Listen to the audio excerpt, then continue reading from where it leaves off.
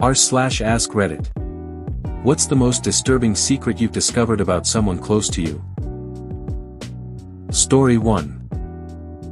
The 24 hours before my dad died, he had stage 4 lung cancer. He was in the ER, and then the ICU, and we were unable to be with him because of hospital COVID rules.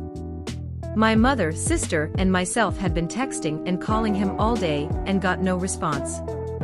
My mother even called the hospital and spoke with one of his ICU nurses, who said he was awake and communicating fine. He passed very quickly at 3:30 a.m. the next morning. We were allowed to be at his bedside, but by then he was no longer conscious, so we said our goodbyes and he was gone. Later that morning, while my mom slept, I was calling cremation services to schedule his body for pickup at the hospital, and going through his bag of belongings the hospital had returned to us. His phone was in there, and I wanted to read all our texts, and take some comfort in my last words to him. I opened his phone, and all our texts had not been read, not mine or my mom and sister's. I thought this was so odd, but figured he must have been suffering so much he couldn't find the strength. I began to scroll through his apps and noticed a chat app I'd vaguely heard of. I can't recall the name, but it essentially works like WhatsApp. I opened the app and saw a single contact with a female name. I started reading and realized my dad has been chatting with this girl hourly for the last 24 hours, and as far back as I could scroll. He was calling her princess and telling her he loved her, and she was saying she was scared for him, and wanted to know what was going on, why was he in the ER, etc. I scrolled back enough to know that this was someone he was having, at the very least, an emotional affair with. My grief was completely hijacked by hurt and anger, and a week later I tracked the girl down and spoke to her via DMs, and found out she was 19 years old. She was 17 when they met. He was her high school bus driver, and she told me they had been dating for almost 2 years.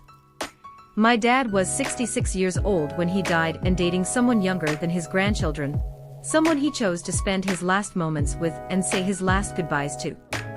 I hope it made him happy, but it sure is a terrible secret to live the rest of my life with. A secret that will forever overshadow my entire relationship with my dad, with no chance to ever speak to him about it. It's the one secret I wish I'd never found out. Story 2. So about 6 to 7 years ago, I was in a difficult situation with housing. I live in a city where housing is prohibitively expensive and in demand, and I just found out that the letting agency were renovating the place and kicking me and my former flatmate, whom I hated, out. Posted looking for new flatmates, and this guy asked to meet me to see if we could sort something out. I knew this guy was really into anime conventions, seldom a good start, I know, and I chatted with him a couple of times and had a few drinks with him. We were friends on Facebook. He had been good friends with great friends of mine. We sit down for Chinese and talk. He proceeds to tell me that he has dissociative episodes and wakes up not knowing where he has been or what he's done. He says that he once woke up with blood on his hands and no idea how it got there. I smile and say something like, "Yeah, that's not ideal, man." While internally I am like, I am absolutely not moving in with this guy. Fast forward a few weeks and several of my friends make reference to an incident that happened at an anime convention with this guy, but absolutely refuse to go into any kind of detail. There is apparently an ongoing investigation. I am not really surprised, given the specimen, but a few years go by before I get a message from someone else I know telling me that I should unfriend this guy because he's just been convicted of violently assaulting a person at knife point at an anime convention in a side room and sentenced.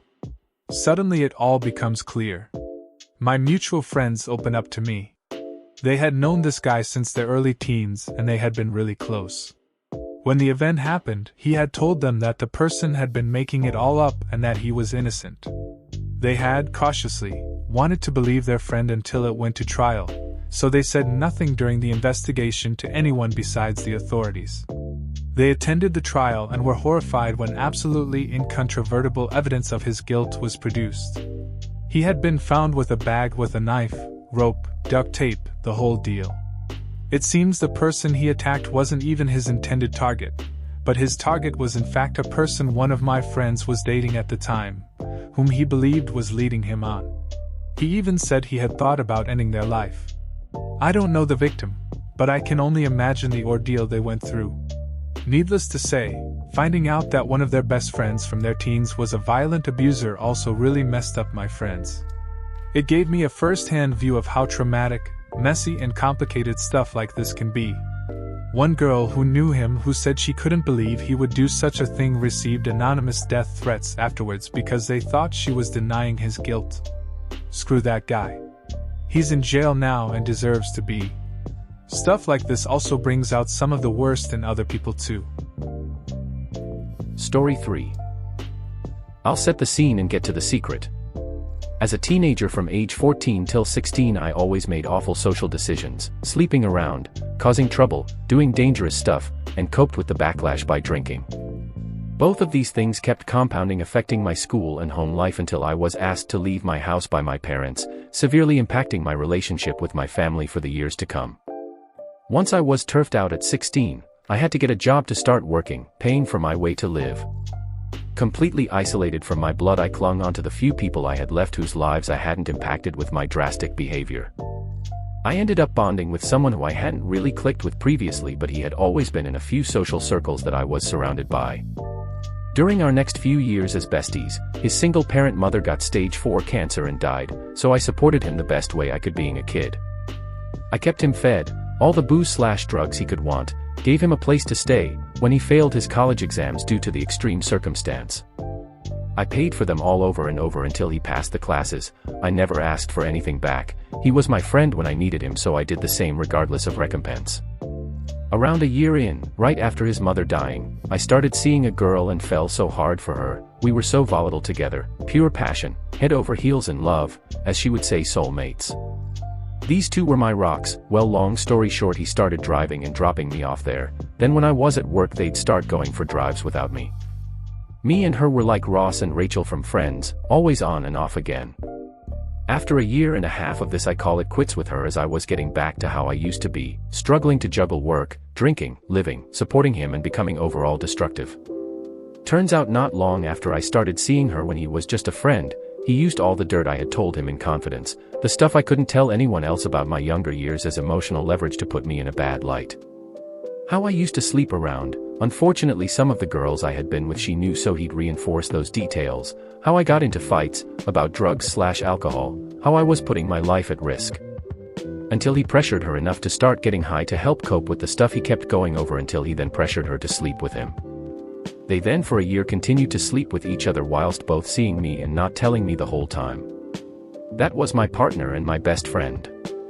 It wasn't until we had officially finally split that I found out, because I got so hammered I cracked and walked to her house in the pouring rain at 2 in the morning, and there they were, sat on her driveway in his car. The devastation I felt was deep, so raw I spent the next 5 days under my duvet, crying, blasting heavy metal, and only consuming drugs and alcohol, and finally on the last day cracked, rung my parents after nearly 3 years of not speaking. Due to the fact I was a dumb kid, I only became distant with them both, but due to my circumstances I didn't cut off all communication. I simply limited my interactions with them to messages/social media. Needless to say, the further removed I became from the situation, the less interest they had in each other, which to me proves the point of they had nothing in common. It was a situation propelled by jealousy and predatory behavior on his behalf.